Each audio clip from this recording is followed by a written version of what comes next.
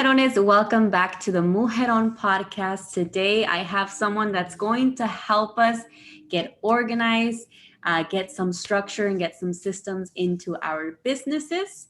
With me today is Thaime Nañez. She is a businesswoman and accounting coach who is passionate about helping other business owners organize, structure, and implement a growth strategy into their business. Thaime, thank you so much for being here with us today. Thank you for having me, Tanya. I'm so excited to be here with you.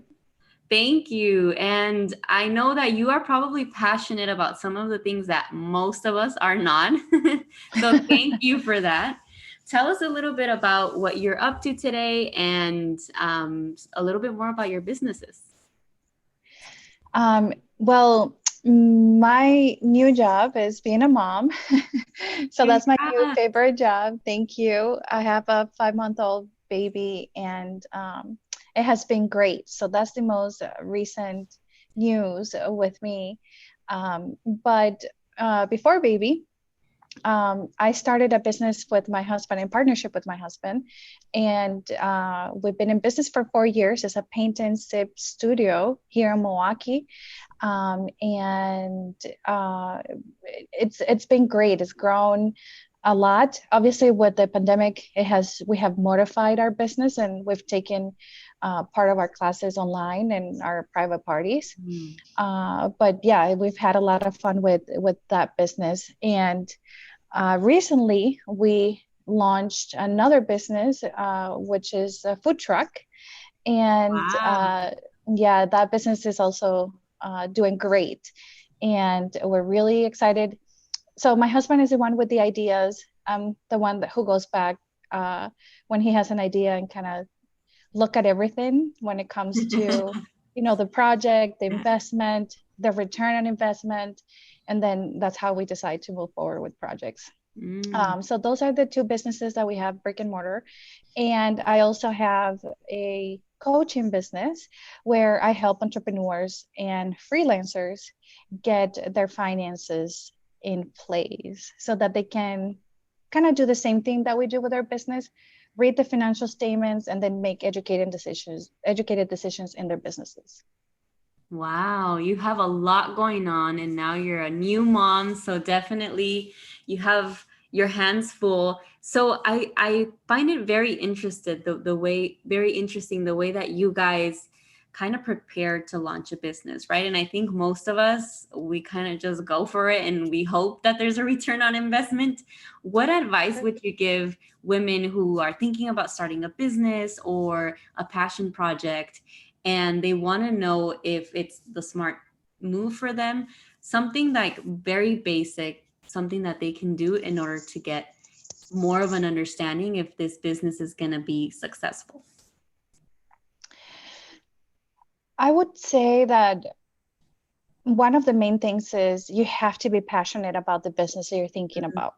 And because when you go into business for yourself, you're going to have a lot of challenges. As you can see, one of our business had a lot of challenges this year, which is the paint and sip. So if you're not passionate about your business, sometimes it's easier to quit. But when you love the idea and you're committed to it, then you figure out how you're going to make it work. So I would say that that's the first thing. And usually passion comes from what's your strength. So when you're thinking about, if you're passionate about many things, then think about what's my strength, you're going to have several, and then you can rate which ones are your favorite, 1 to 10 or 1 to 5, and then you decide which one you like the most. But the next thing is, once you figure out what you're passionate about and what's your strength, then you want to think about the person you are going to serve. So you can either look at the community, or you can look at that ideal customer. And these are steps that we've done to start our businesses. So every time, once we know, okay, this is the one thing we like, but then what is our customer or our community needing? And how can we present that to them and solve their problem? We can so when you go into business, you're either going to solve a pain for someone, or you're just going to create more pleasure. So defining which of those two are you going to do for your customer. um, and and then, well, you go into the part where is this, um, does it make sense? How many customers do I need to generate a profit, and not only a profit, but pay yourself?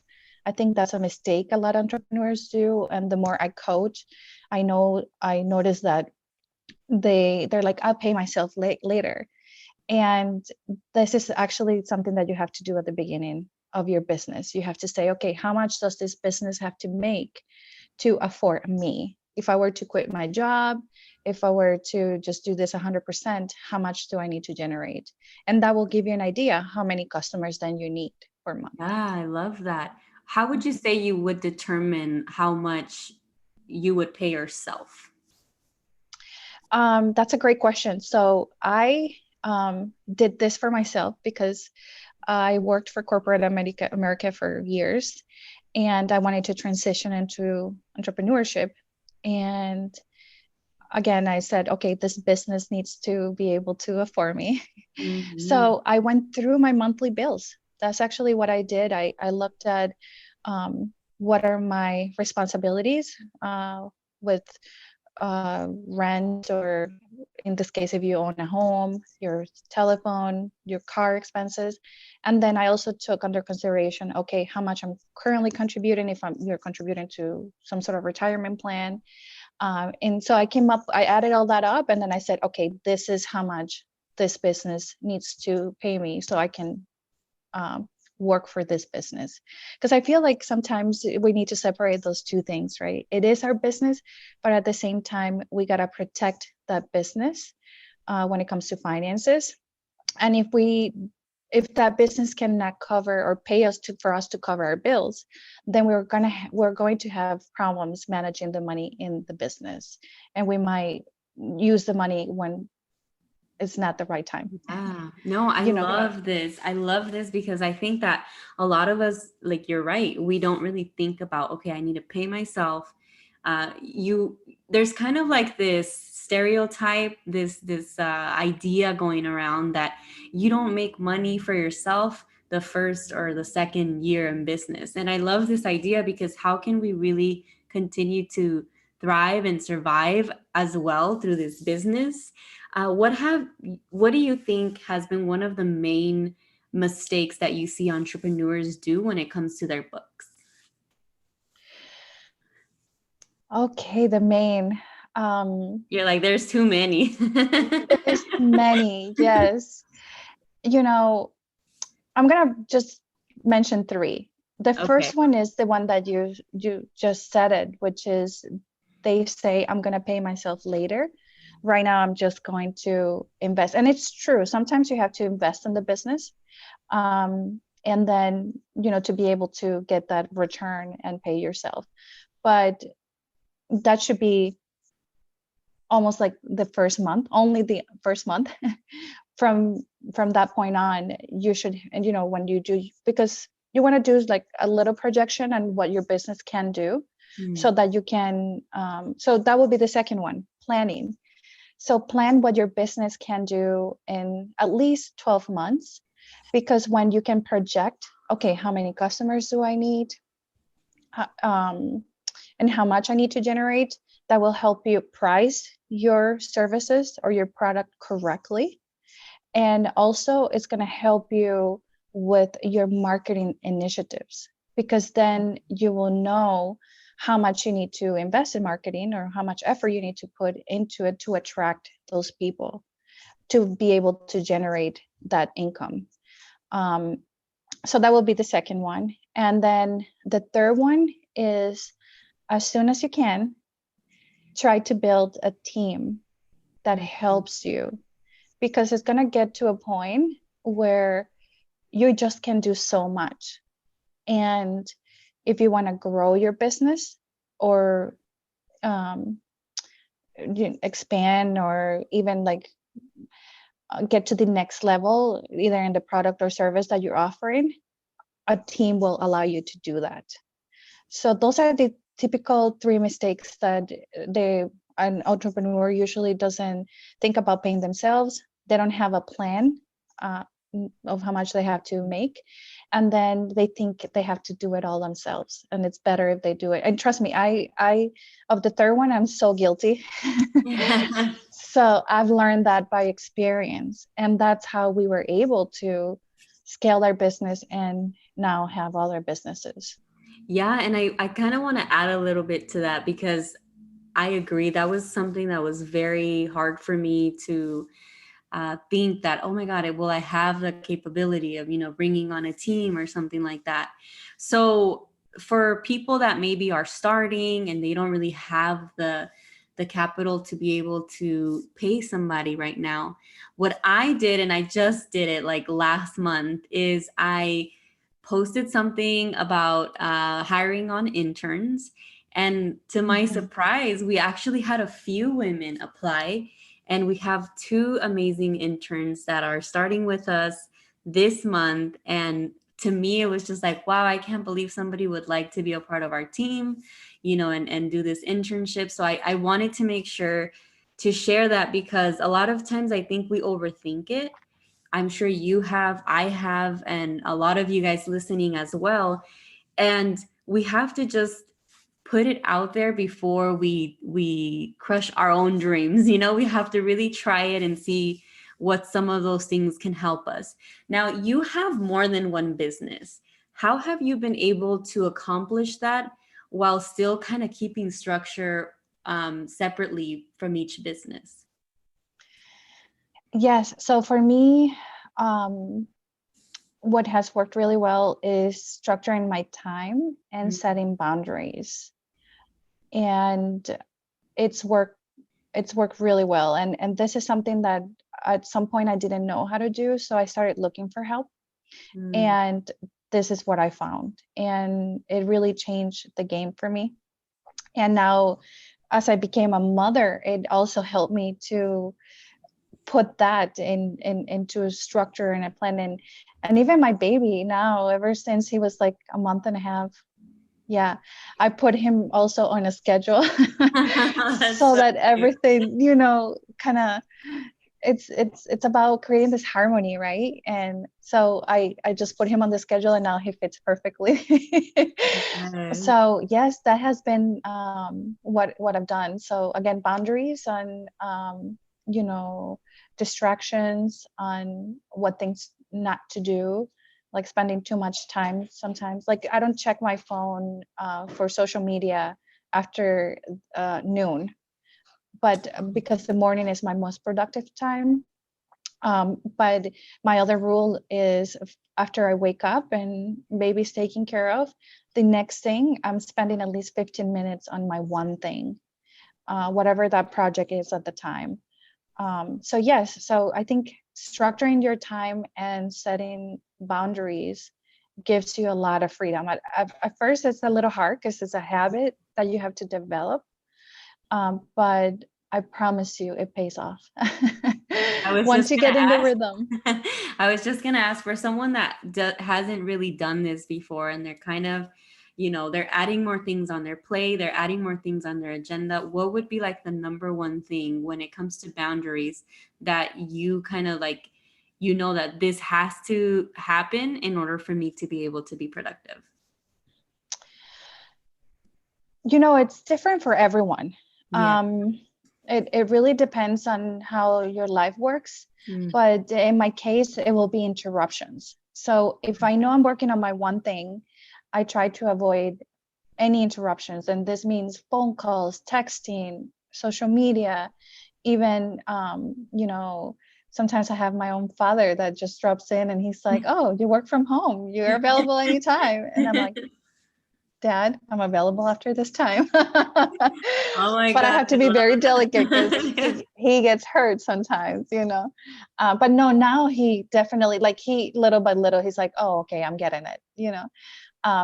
But yes, that's been for me personally. But again, I think it's very unique for everyone. But protecting your time is the first thing where you need to set up boundaries if you want to get, because all of us have long checklists of things, right? Or a list of things that we have to get to. And Mhm. when we reserve time to work on those things, it has to be solely focused on those things if you want to get any progress. Yeah, I love how you bring up your father. And I was actually going to ask because obviously you're in business with your husband. And how do you tell him, like, hey, right now I don't have time? Because I work with my parents. And even now that I live in the Midwest and they're thousands of miles from me, I still get those phone calls. Hey, I have the operator on the other line and I need you to help me pay this bill. And I'm like, oh my God, totally get sidetracked. And now, you're kind of in a hole where you're like, I don't even know what I was doing. So that's amazing that you're like, you know what, like, when to be delicate and with who. Thank you for sharing that. I Yes. love your paint and sip business. I actually went before the pandemic and I was here in Milwaukee. I Oh, you got the did. chance to visit. I met your husband. He's super cool. I love the purpose and the passion that you guys have behind that business. How did you guys come up with that idea? It was his idea. So, like I said before, he is the one He's who comes up with all these ideas, and it's crazy because he has like 1,000 a day. awesome. But and we talk about him because that's a gift, that's for sure. But he had done that before. Actually, he tried to do painting classes for adults as a way for them to relax and just explore artistic skills and abilities. But he was doing it, trying to do like a nonprofit, and he first funded everything. But once he ran out of the funds, it kind of, that was it. Yeah. So he had this idea for a while, and when we bought the property where the farmhouse sits on now, we were trying to rent that commercial building. So for those who don't live in Milwaukee, the farmhouse, literally it's like a farmhouse. Yeah. It's like it's a 1 acre, and it has different buildings.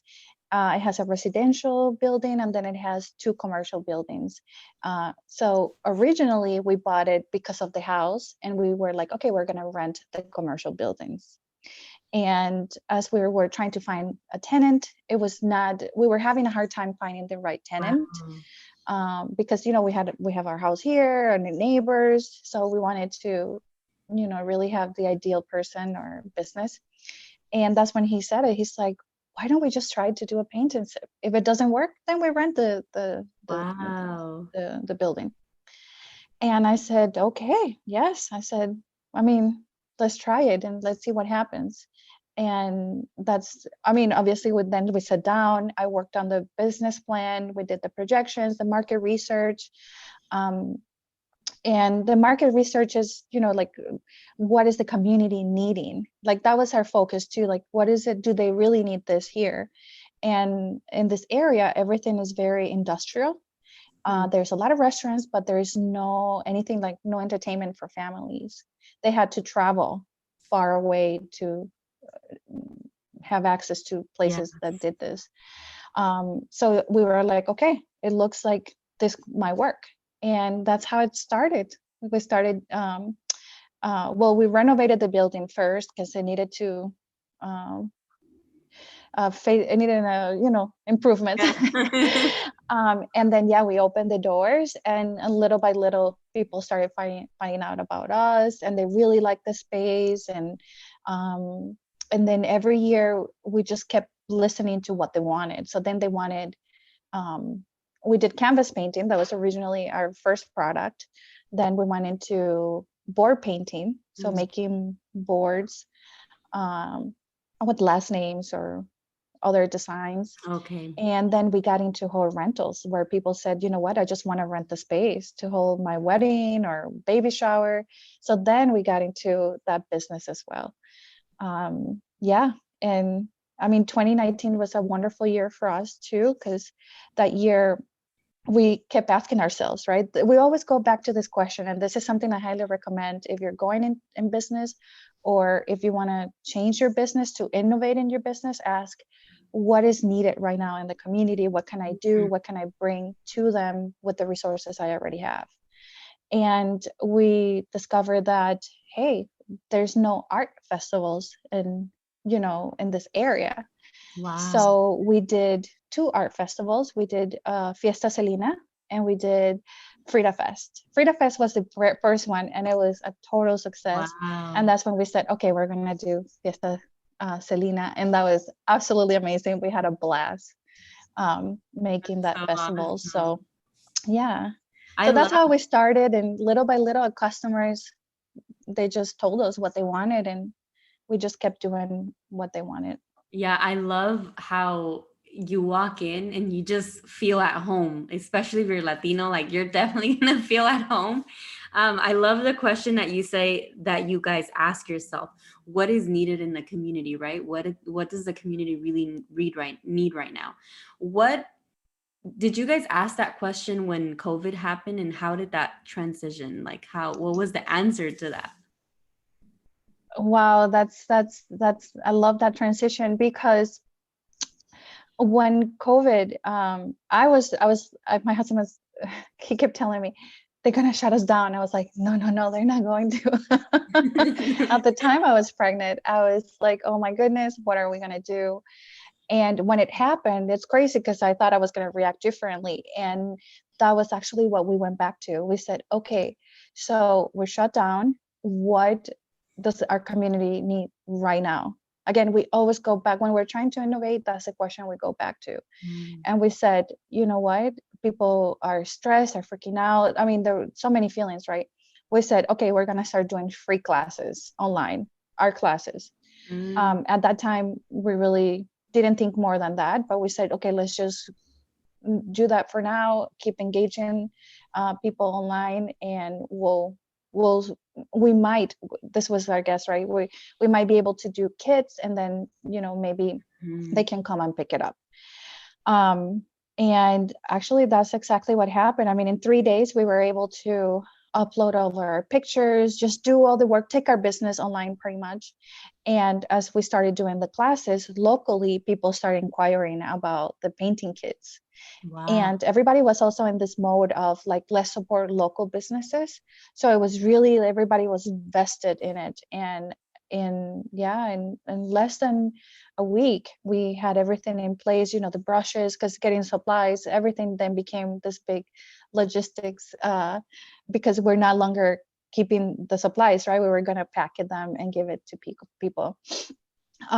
So that worked really well. I mean, we had actually one of our best, what was it? Easter events. We've always done Wow. Easter, but last year, I'm sorry, it was our best event yet. And we were like, wow, this is crazy. Even during the pandemic, we were able to outdo one of our events. So then we kept, we got to open the door. So that really worked for us, taking our business online and giving classes. So our classes were free and people could buy the supplies. And then a lot of people started booking private parties then. Mm. But then they opened a little bit for, I think it was like 25% capacity. And that's where the next big challenge came, because our business depends on foot traffic. Mm. Meaning that we need a lot of people painting to really be able to generate a profit. So that's when we started asking ourselves again, okay, what else can we do? Do we need to pivot to do something different? What else are we missing in our business? What else is needed in the community? And one of the things that our customers had always asked for was food. And we didn't have food. We have a full bar and we had the painting, but we didn't have food. So we started doing some market research, and I shouldn't say my husband started doing market research. And he one day came to me and he said, I got it. He's like, we should bring birria to Milwaukee and Wow. be, a birria truck. He wanted to have a truck. We have a building, but he wanted to have a truck. And actually, it was easier because to build a kitchen is a Yes, big expense. definitely. So we said, okay, we have our reserves, right? What are we gonna do with that? And it was a gamble. It was definitely a gamble, but we said, you know what? Again, you have to innovate, and you have to have the right mindset. So we knew that we had just to think a little harder and find what was needed, and we were going to be able to navigate this time that is just so crazy for Yeah. many businesses, especially small businesses. I mean, we had many of our employees, we had to lay off for a little bit, but now that's not the case. So we opened the food truck, and it went viral. It Wow. was crazy. Locally, we did promotion for about 3 weeks, and it was crazy. We opened in September, and the lines were 4 hours long. Oh It my was God. just, it's almost like you don't want a business to not be busy when you open, but at the same time, you don't want to be too busy where, you're stressing your staff and you're running out of things. So that was a whole different challenge that we had to overcome. Like, how do we keep up now with this demand? And also deliver a good product and a good experience, especially because we have our other business attached, to this new project. So, well, we figured it out. It was a lot of work. And my husband was able to build a team. At that time, I just had the baby. So he did have to work solo for a little bit in that project. But now, yeah, we're up to 25 team members between both Wow. businesses. And we're so excited and thankful, I mean, to our customers. And also that, that not to our, well, yeah, we're thankful to ourselves for always asking, what does our community need, and Yes, being that's able so to provide important. that, because it's a win-win. When you go in business, it cannot be just like for you. I It love has to be a win-win, so that those customers keep coming back, or they tell people about you. And so, yeah, that's what we did. That's what I love during that. this I crazy love time. just the importance that you guys put on that purpose, right? On how this business is really bigger than you. And it's such a great and important message for people that are truly thinking about going into business, because in the long run, that's what's really going to keep you thriving and continue. And even when things get hard, you're going to continue to push. Thaime, thank you so much for your time. Thank you so much. We're going to definitely put all your information on the show notes. So right now you're definitely still coaching, right? You still have people have the opportunity to work with you if they have any questions and all of that. Yes, actually, I'm having a workshop coming up in February to help people get ready for tax season. I've noticed that that's usually a Mhm. big challenge for independent entrepreneurs or freelancers. So, yeah, I put a 5-day workshop together that is amazing. So, yes, so more to come on that. So, stay tuned. Perfect. Yes, we'll definitely be sharing all of that. And thank you so much for everything you do. You're definitely an inspiration for all of us at Mujerón Movement, just seeing the way you work, and a new mommy, still thriving, still pushing forward. Thank you so much for everything. And thank you for joining us today. Thank you, Sonia, and I'm so happy that you have this podcast. And yeah, thank you, thank you for the movement. It's an Thank you. inspiration. Thank you so much, ladies. There you have it. We will see you guys next week.